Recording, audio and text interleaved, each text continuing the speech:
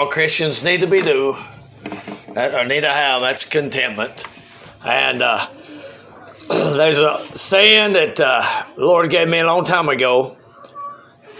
And it's better to live in a tent out in the woods with no electricity, no money, eating wild onions and drinking out of a nice creek and be happy and have peace, than to have all the money you need, big mansion, nice cars, just everything the world can offer you, and to be miserable. Peace and joy is something that is it's just priceless. They talk about the Mona Lisa being priceless. A millionaire will give millions in the museums and all that, will give millions of dollars for a piece of art like that, but yet they're so miserable. And it don't matter how much world that they buy, it don't matter how much luxuries they consume, they can never have peace and joy.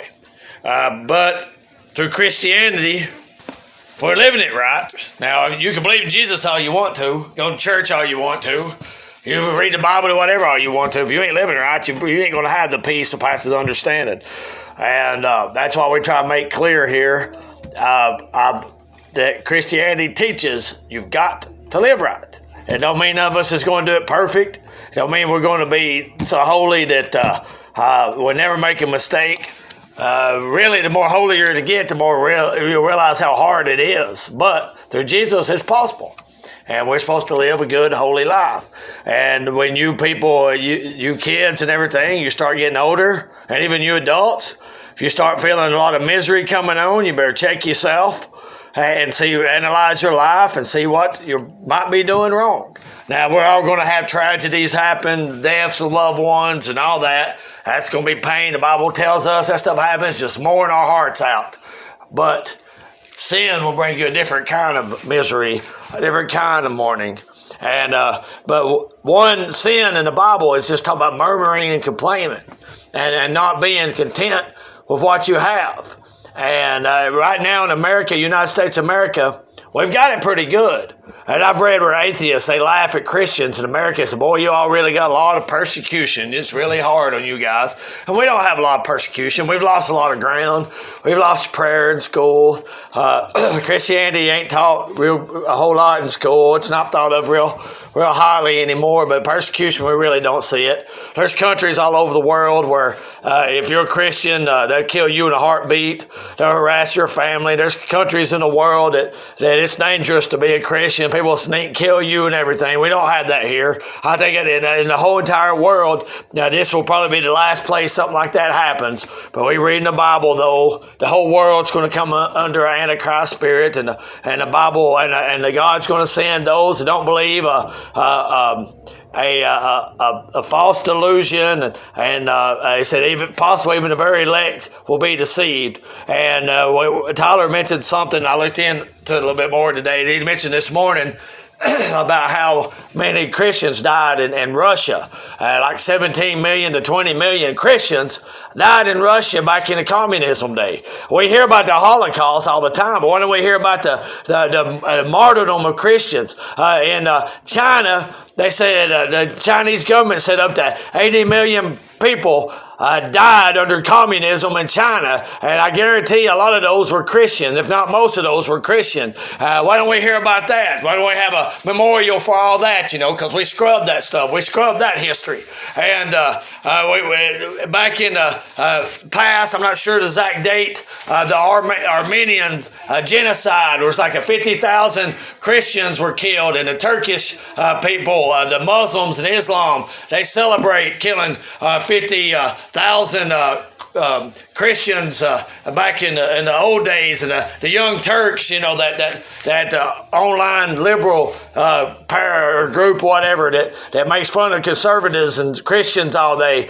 They named themselves after the people that killed the 50,000 Armenian Christians. And the Muslim hats, like the Shriners wear, them crimson red hats. That's the Muslim garb, where Muslims would kill Christians and dip their hat into that blood of the Christians, and that become their garb, that become their symbol, their hat that they like to wear to symbolize the blood of Christians. And I know a lot of people around here, they like to give to the Shriners, and they say, oh, the Shriners done this, the Shriners gave money back. No, Shriners took up offering. Who took up our offering? We didn't take up one today.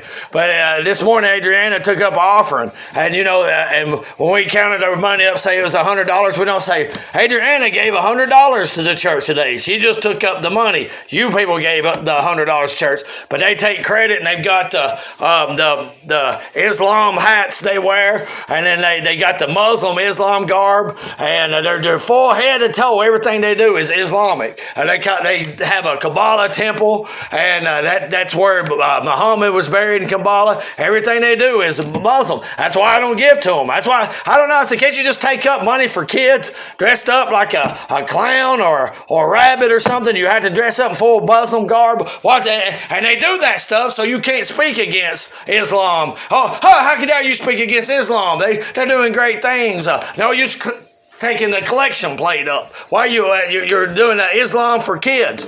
But anyway, I'm just telling us, people all over the world were enjoying Christianity, and then overnight something would happen, and they no longer had the freedom to be Christian. You can read it in the Bible, even in Acts. Like Jerusalem was free to practice Christianity. Government changed a little bit. Opinions changed. Powers changed. The next thing you know, it's a death sentence to be. You go up here in this one city, a random city, everybody's free to be Christians, wide open. Overnight, next thing you know, it's a death sentence to be Christian. That's the way it's been the whole world this whole time. Almost the whole globe was Christian at one time. Almost all Muslim countries at one time were Christian. What happened? Things changed. Government changed. Powers changed. Christians get weak. Communism comes in.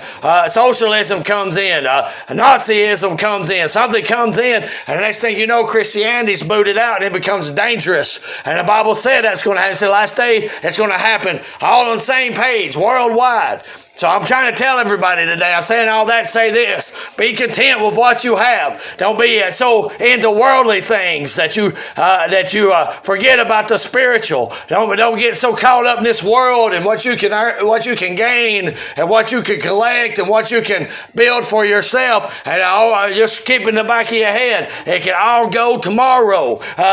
There's coming a time of Christians, if you be a Christian, you're going to lose it all. And we're already seeing persecution now. Go to the hospital right now, Hamlin Hospital, about half staffed and about double full. Why? Because if they don't get some shots, and I tell you, when the nurses don't take it, and I'll tell you something, you need to be careful. If nurses are losing their jobs over that, I'll tell you something, there's a reason.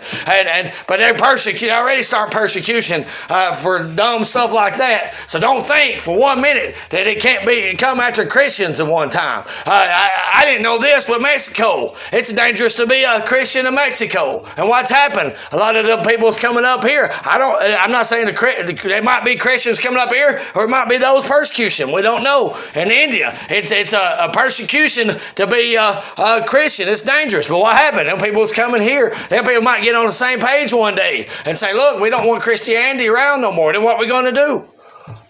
I tell you, a lot of places, it's tough. All right, let's get into this. And this is 1 Timothy 6. And this is where my base of my text is coming from. But godliness with contentment is great gain. For we brought nothing in this world, and it's certain we carry nothing out. And having food and raiment, let us be therewith content. And that's right there pretty much sums up my whole sermon. If you got food and you got clothes, you can walk outside and you ain't froze to death. You got enough food that you ain't going to starve to death. And then you look around America, we're blessed people. And you can get food if you want food. We got the blessing box outside. They give it away. There's charities give it away everywhere. Even in Tennessee, if you know what you're doing, you can walk in the woods and eat like a king, if you know how to foraging and all that. But we need to be content with what we have. We need to be content. That's all we're promised. We're not promised jets. We're not promised mansions, Rolls Royce cars like these turkey birds on TVs teach. But we are promised two things, food and clothes, and that's it. And it said, with that, be content. We're not even promised luxury suits or nothing. We're not even promised that we're going to be wearing what they call Sunday best. We're just going to have clothes. And that's it. That's all we're promised, food and clothes. And but they which be rich fall in temptation and a snare, and in many foolish and hurtful lusts, which drown men in destruction and perdition. Why does most people quit going to church? Why does most people backslide away from Christianity? Can anybody answer that? I can tell you number one, nobody wants to answer it. For riches, for things, for stuff. They get caught up, they want to earn, they want nicer things, they want nicer stuff. So they turn their back on God and they fall away. And the Bible warns you over and over. It says the love of money is the root of all evil. But anyway, we go ahead. Which drown men in destruction and perdition. For the love of money is the root of all of evil. It didn't say money is. We got to have money. We didn't have money, we wouldn't have lights on here. We wouldn't have the heaters keeping the buildings warm. We wouldn't have the rent to give us a place to come to worship. Money is not evil, but it's the love of money that's the root of all evil. And I've heard smart Alex say, oh, rapists, the love of money is why they rape. Yeah, that's because the love of money, porno people, they throw porno out there and people watch porno and then they get their nerves tore up and go out and rape people. And other rapes of wars, this king will want what this other king has, so they go invade the city and rape people. You can trace every sin, every evil somewhere to the love of money. And which while some coveted after, they erred from the faith and pierced themselves through with many sorrows. Philippians chapter 4, verse 11. Now I speak in respect of want, for I've learned in whatsoever state I'm in, therewith to be content. Sometime Paul was free as a bird. He could travel all over the countries, He can go hundreds of miles anytime he wanted to go. And then other times he was locked up in prison.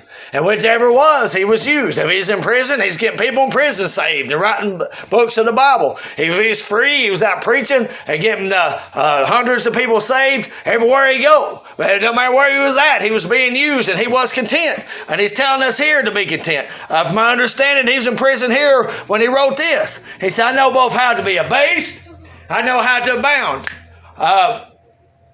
Everywhere in all things I am instructed both to be full and to be hungry, both to abound and to suffer need. I can do all things through Christ, which strengthens me. And this one thing might shock some of you people. You see the athletes, they wear on their clothes, I can do all things through Christ, it strengthens me. They wear Philippians 4:13 on their shoes, the athletes. And then you got the Olympic people, and you got movie stars and actors and rich people and everything saying, I can do all things through Christ, who strengthens me. That is true. That is scriptural. But in perfect context, Paul is talking about money here. Whether I'm poor as dirt, I can do all things Christ that strengthens me. Or if I'm rich and free as a bird, I can do all things through Christ that strengthens me. He wasn't talking here about being a great athlete or a movie star or a businessman. He's talking about being happy and content with what you got. You can be happy living on a lake, eating wild onions and drinking out of the creek. I can prove that. How many people here like to go camping? How many people in the world loves to go camping? You know what you're doing? You're going to be camping. You're pretending to be a lot poorer than you really are. You're leaving your house, your electricity, your luxury and all that to stay in a tent on the lake and fish and eat marshmallows and all that.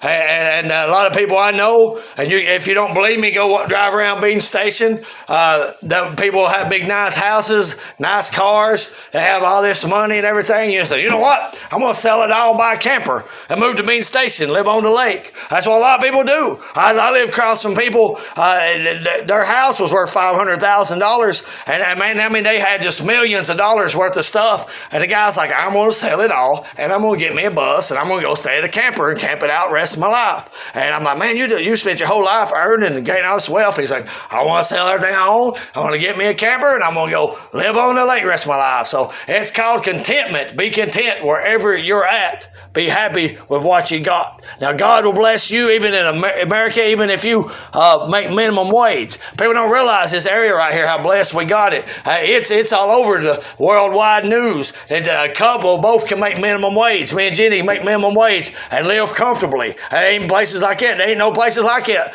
Many places like that all over the world, but you can do that here. Now, you ain't going to be super rich or nothing. You're going to have a whole lot of valuable things, but you can make it here on minimum wage. This is a place where you can be, but you make minimum wage and you work 40 hours a week, you're going to have stuff. You're not going to be broke. You're not going to be poor. You're going to have things for your kids. Abraham had stuff. Lot had stuff. Job had stuff. Jesus talks about the parable of the prodigal son. His daddy had stuff. He didn't condemn people who work and earn what they got. It's condemned when you put your stuff before Jesus. It's condemned when you worry too much about keeping up with the Joneses instead of getting the Joneses saved. It's condemned when you quit going to church so you can make an extra $1 or $2 an hour on a job. And I've never, ever seen anybody prosper by doing that. Even if they did start making more money, their health went down, their peace and joy went down. I've never seen nobody, oh yeah, I quit going to church to make more money. Well, how's it going? I've never heard nobody say, oh, much better, much better. I had a man come in here one night. We had a visiting preacher. This guy I hadn't seen in a while. He used to be a preacher. He said, man, I got a job making great money, more money than I'd ever dreamed, but I had to miss church to get it. And he said, I quit preaching. I stepped out of church to make money. He said, before I got this job, I had thousands in the bank. I was out of debt. My health was good. I was peaceful, happy. He said, I'd say, well, I'll just work for a little while and build me up some wealth. He said, I backslid, got away from God, so I'm broke. He said, I'm making good money, but I'm broke. He said, I'm miserable. I'm on medication, and he got 2 quarters run together. He said, worst thing I ever done was to put money before God. And he said that right here in this church. He told me that. And I'm warning people. People need to be warned. I need to be warned. Don't fall into temptation like the Lord's Prayer says, because it can happen. I've seen it happen to a lot of people. Think back in your head a little bit. All the preachers that used to be big around here. All the preachers around here that everybody, when they'd hear about them preaching at a church, the parking lot be full. What happened to a lot of them? A lot of them got promotions on their job. A lot of them got offered better money to go to a different church or something. You know, a lot of them fell away just because of temptation and worldly gain and worldly things. And I don't want it to happen to us. That's why I'm warning us today. But anyway, I can do all things through Christ who strengthens me. It's in context, Paul's talking about your state of income or whatever, what you're worth. Mark 10. Anybody ever realize that? Anybody know that? That scripture is quoted all the time out of context. But anyway, Mark 10. And Peter began to say to him, Lo, we have left all and followed thee. And Jesus answered and said, Verily I say unto you, there is no man that has left house, or brethren, or sisters, or father, or mother, or wife. Some people had to leave their wife for the gospel. Peter was married, you know. Or children. Some people had to leave their children. Billy Graham went on big crusades. Guess where his kids went? Boarding school. They didn't get to go with him. Or lands. For my sake in the gospel, that he shall receive 100-fold now in this time, houses, brethren, sisters, mothers, and children, and lands, with persecutions. They leave that part out a lot. With persecutions. And the world to come, eternal life. Yeah, you give up your comfortable lifestyle. A lot of people live in this nice area, United States of America, and God calls them to go be missionaries in the countries where the richest people in the towns got a goat, a milk goat. If you got a milk goat, you're the first class, you're high class. You're the right side of attraction. If you don't have a milk goat, you're doing good to survive at all. And they leave all this to go there. And you know, I told Bobby this morning, my aunt and uncle, they were my great aunt and uncle, my grandma's sister married my grandfather's brother. So, you know, they have no kids. I'd been super kin to them. I'd probably been almost like twins or something. But they were the poorest people that I really knew. They didn't have money, a bit more than nothing. But every time you go to their house, they always had a crowd at their house. Why? Because people liked being around them. They was always so happy. I mean, every time you go up there, everybody's just laughing and happy. And I remember being a kid, I was like, man, these people was broke and poor. All they hear about how poor they are, but look how happy they are. They're a lot happier than people I'm around that's got money. I said, they're just full of joy all the time. Why? Because they was content. They didn't care to have a big old mansion. They didn't care about having Lamborghinis and all that, keeping up Joneses. They was more, they rather had just some people hanging out at their house, having a good time, eating beans and taters, and enjoying themselves and being content. You remember that, Bobby? You remember how happy they were? Dirt poor as they can be. I remember one year, they didn't have no money to really get kids up for Christmas, so they gave us all a bunch of baseball cards that got burned up in the house fire. And you can barely even, you only see their hats and their eye or ear or something. And they've been worth a lot of money. They wouldn't have been burned up. But I didn't say nothing. I was happy to get it because they done what they can do, you know. They just gave us what they could. And Tyler was a little kid. And they said, Tyler, we like what we got you? And he goes, no. And we all was like, Tyler. He goes, I don't like it at all. And they was like, why? He said, this is a baby toy. He's like, I'm not a baby no more. I'm 7 years old. You got me a baby toy. He was like, Tyler, quit telling people you don't like what you got. Anyway, Hebrews 13. You always told my grandparents one time, right before they died, they both died like in a year of themselves, my great-grandmas. They just wanted to go to the beach with us. And they said, well, with Tyler, my parents. They said, Tyler, you want us to go to the beach with you this year? And Tyler goes, no. And he's just a little bitty kid, you know. He's about, I don't know, what younger than them kids over there. And they said, you don't want us to go to the beach with you? He goes, no. They said, why, Tyler? He said, you're all too old. You can't walk. Said, we wouldn't be able to go nowhere. Said, you'd all be saying, oh. Said, you would go out in the ocean, the wave would hit you, and you'd fall over. We'd have to pull you out of the water. He said, no, I don't want you to go. You'll just be too much aggravation. And they laughed their head. I was like, Tyler, quit telling them that, you know. And they called, told everybody in the country what Tyler said. Hebrews 13, let your conversation be without covetousness, and be content with such things ye have. For ye have said, I will never leave thee nor forsake thee, so that we may boldly say, the Lord is my helper, and I will not fear what man shall do unto me. Like I said, that's telling you, be content with what you have. And don't worry about somebody's going to take it away. A lot of people, why so many people die in communism? We talk about a lot here. Because communism comes and takes people's stuff. Oh, this land was in your family for 500 years. Ours now belongs to government. You know, this is my stuff. This is my family. This is what I work for. I don't care. It's ours now. Tyler went to the military with a guy. His family's from Cuba. So they had a family farm for hundreds of years. Castro got in. He goes, my farm now, big guys. You know, and people don't realize, man, well, what America's falling into. You know, one day they might be coming after our stuff. We'll come after our things. And my parents, you know, our land, our family, it's been in our family since the 50s. And my mom and dad has it now. And I tell you, I could just walk. You know, you go to the beach or you go out fishing or something, and you're sitting out in nature, how good it feels. You're just like, oh, this feels good. I feel that every time I walk to that field. I just sit back and say, boy, I really love my place. I love my house. I love the house I live at. There's nowhere in the world I'd rather live at. If anybody wants to know where I live at, right across the road from a golf course beside the junkyard. I believe many states is the only place in America that's got a junkyard across from a golf course. But anyway, that's where my land is in between a golf course and a junkyard. But I love it. I didn't know place in the world I'd rather be anywhere. I wouldn't sell it I can see why. You go to Gatlinburg or Pigeon Forge, you'll see skyscraper motels and big restaurants and everything, and you'll see a little old raggedy house sitting right in the middle of it. It's because them people won't sell. Like, I'd rather have my house than all the money in the world you can give me. When I die, I'm sure you can seduce my kids into selling it. That's usually what happens. But they hold out. Same way with my property. I don't think there's anybody can give me because ain't nowhere else I'd rather go. But I'm still willing to lose it all if I have to for the sake of Christ. Now, I'm not going to let it go easy now.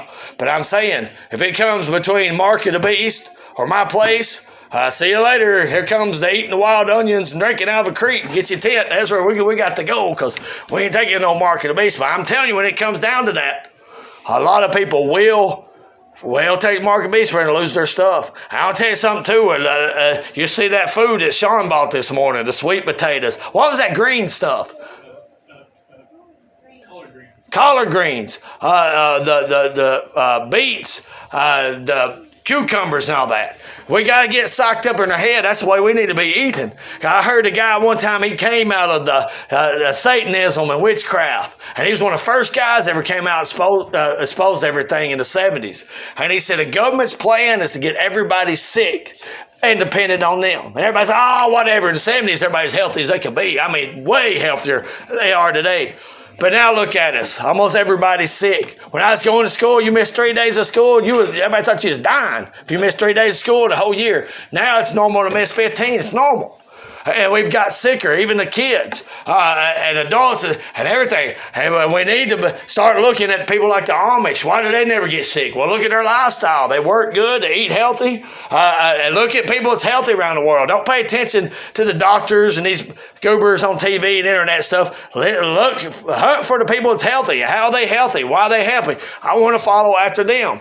I know the people wants to give you most of the time the health advice. You need to get your shots. You need to do this and that. Are usually the ones that's the sickest. Everybody around them sick and everything. I'm like, I don't want to end up like you, so tell me what you do so I don't end up that way. There's doctors all over the world curing AIDS, curing cancer. And I don't know about you, but the way we treat cancer in America, only 10% survive it. There's a place in Mexico, I'm not saying the whole country, there's a popular place in Mexico, 90-something% survive their treatments. Which would you rather do? Take the 10% survival rate or the 90-something% survival? I'd rather take the 90-something% survival. But, but this doctor said, this woman said, this man said, who cares? I want to get better. I don't want to sit there and get worse. We need to be alert what's going on around us. Not to the news, not to the TV. Just look, open your eyes. Look around. Okay, 2 Corinthians 12. And he said to me, my grace is sufficient for thee, for my strength is made perfect in weakness. Most gladly, therefore, will I rather glory in my infirmities, that the power of Christ may rest upon me. Therefore I take pleasure in infirmities, and reproaches, and necessities, and persecutions, and distress for Christ's sake. For when I'm weak, I am strong. So don't look at it when persecution comes, and you might lose everything you own for Christ's sake. Don't look at it as a bad thing. Look at it as a strong thing. Because what better witness than turning your back on your land and your things you worked your life for, your family, your grandparents worked on, to turn your back on that and say, no, if I had to leave that to follow Christ, see you later, I'm leaving it. What better witness? Why did God allow martyrs all through history? What better witness for Jesus Christ than somebody lay down their head and get their head cut off for the Lord Jesus Christ? And everybody's standing around thinking, man, if they are getting their head cut off for Christ, there has to be something to it. I've heard of soldiers watching people, Christians get martyred and get their head cut off, and be like, all right, might as well do mine too, because they had to have it or they wouldn't be giving their life for it. And these cults like Mormons and all that, the people that started Joseph Smith, a lot of them backed out and said, I was lying when persecution came out. But the disciples, I tell you, they might could take a little bit of persecution if they was lying, but when it come to their life being in danger, they would have backed out in a heartbeat. Said, I was lying. I was lying about it. All the disciples, but like one, were killed. You read about all the Bible characters you read in the New Testament were killed for the sake of Christ. And I'm telling you, if they didn't see Jesus, they experienced what the Bible said about, they wouldn't be laying down their head and getting their family and everybody killed, their wife killed. Peter watched his wife get murdered in front of people. She was martyred. Apostle Peter did. He wouldn't do that if this stuff wasn't real. He wouldn't do that just for fame and fortune and legacy. But he would do that if he knew Jesus Christ was true. Jesus Christ was God. And I'm telling you, we need to follow after their examples. We need to be willing to die for this. And thank God we don't have to right now. And I'm going to enjoy it to death. That I don't have to die for it. But there is coming a day, whether it be in our lifetime or not. I tell you, when I was growing up, I just remember, I lived through the 80s. Thank God I love the 80s. And it was good times, but it seemed like the economy just kept getting better. And there's always hope that things just keep getting better and better. And we just seen the future. We seen like 2021, flying cars and everybody's wealthy and no more poor people and world hungers. And it didn't end up that way. Through the year 2001, I think, some planes flew in a building and they went down like flapjacks. And the next thing you know, economy starts going down and finally gets built up a little bit. And then economy in 2008, it drops again. And we're like, man, we ain't never going to get back on track like we thought. I thought world hunger will be fixed by now. And then the economy starts going better, good. And then here comes the COVID, all this stuff. And, future don't look real good. I don't know about you. I ain't trying to be a negative, Mr. Negative, but future don't look real good, guys. You think it looks good? You think it looks like we're going in some great glory land in the world? I don't know. I see the whole world going right here. And it's going to be a rescue. And there's going to be one man and one system that's going to offer it to everybody, but it ain't going to be Christianity. And like I said, we've been such a bad, Christians done such a horrible example representing Christ that the world don't care about what we have. They don't see no difference in them and us. You know, and my parents was getting on me today. I could talk about them because they're not here. But they told me, they said, you don't need to be talking about other preachers. You don't need to be talking about other churches. I said, listen, the Bible says in the last days that the false prophets is going to get stronger and greater. And more people will be following them false prophets. I have to expose this stuff. I don't call them out by name. I tell you, I have in my hand right here. I could ruin a lot of ministries just by exposing names of what they did. But I destroy mine in the process. So I can't expose these people by name, but I can tell you, be careful who you follow. I have a friend who recently sold out to Christ. He's doing great. A couple of years ago, the guy looked like he was about to die. He's not much older than me. Now he's got his health back. He's restored. He's happy. He's doing everything good. He's prospering again. He said, I'm sold out completely to Christ. But the church he goes to, the guy's a scoundrel. And I told him, without saying names, I even hitting that his pastor is a big old fat scoundrel. Well, he's not fat, but anyway. I told him, I said, be careful, man. I said, living for Jesus is great. But I said, you would not believe what the preachers and pastors are getting by with doing today. And he goes, man, he said, I'm glad you told me, because I've already started experiencing it. Already started bothering me. I said, well, just remember, it ain't Jesus doing that. The Bible said that people's going to be like that in the last days. So he said, well, I appreciate you telling me that. He said, because I want to go all in with Jesus. But I see what you mean. And he started giving me some kind of hints. We didn't want to get into gossip, but we was kind of giving hints and stuff. He's like, didn't that pastor, and this ain't Greg Locke, this is in Morristown, didn't he leave his wife, a woman congregation? He's still pastor, and everybody still. I was like, yeah, there is one that did that. Probably more than one that did that. And it's stupid. Why do we Christians put up with that? The world mocks at Jesus because we put up with stuff like that. Anyway, Matthew 6.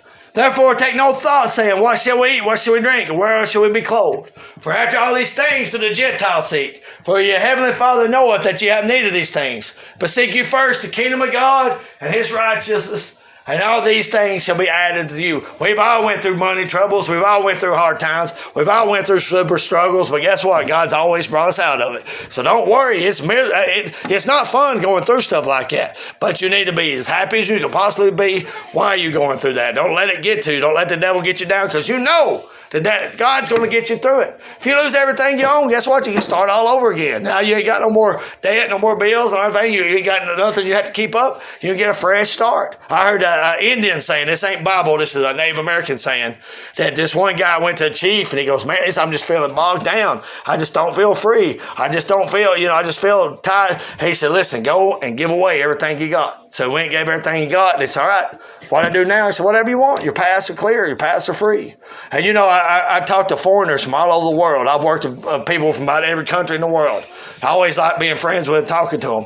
And every single one of them told me people in their country is happier than America. And they have nothing in their country. They said, if you can't grow food, you ain't eating in their country. Said, meat, forget about it. You can't afford meat or nothing. Said, you work all day and make equivalent of our $10. Work 8-hour day, make equivalent of $10. You see what $10 gets you? Not much. It gets you about the same in another country. And they said, but everybody's happier. You appreciate what you got when you don't have much. My grandma grew up in the Depression. She said they had a pot of beans. Man, they'd get around that thing and shout and hoop and holler and just love it. And they said they would support it. They said a guy owned a store would sneak and give them a little bit of food to keep them from starving to death. And man, when you're hungry and you get a carrot or something, you get a potato, you're going to love that carrot, potato, you're going to enjoy it. But you're full and ain't none of us get 50 cents for that food back there. And it's the best food we can eat. Why? Because we got cheesecake at home, pizza at home, hamburger, steak, where we're eating good. And we're not appreciative like we should be. We're not thankful like we should be. And that's going to get us in trouble if we don't watch it. Psalms 23, and this is almost done. This is our solution. My theme of this sermon is be content, because God's going to take care of us. Whether you're rich and have all this great stuff, enjoy that God's blessed you with, or you lose everything you own for Christ's sake, enjoy Everything, what little bit of nothing you have, just enjoy your life. Enjoy living for Christ, because it'll be over one day. And when we're going to a place where the streets are made out of gold. Do you care about concrete and pavement? Do you chip it out and say, "Oh, look, I got some pavement"? No, you don't care about it. That's how we're going to a place of great gold. Ain't even going. That's what they use to pave the streets with. We're going to a place we ain't gonna have to worry about this stuff no more, if we're saved and doing what we're supposed to be doing. But I'm going to read this, and everybody can read this with me, because this is a good chapter. When I was a kid, they'd make everybody memorize this in church, because it's a good chapter to pull you out of a hard time. The Lord is my shepherd, I shall not want. He maketh me lie down in green pastures. He leadeth me beside the still waters. He restoreth my soul. He lead me in the paths of righteousness for his name's sake. Yea, though I walk through the valley's shadow of death, I will fear no evil. For thou art with me, thy rod and thy staff comfort me. Thou preparest a table before me in the presence of my enemies. Thou anointest my head with oil, my cup runneth over. Surely goodness and mercy shall follow me all the days of my life, and I will dwell in the house of the Lord forever. That's a good chapter to memorize. Amen. To really let you know that God's looking after us. God is our shepherd. We're going to go through stuff. It don't matter if you're the holiest person in the world. You're going through stuff. If you got God with you, you'll be okay.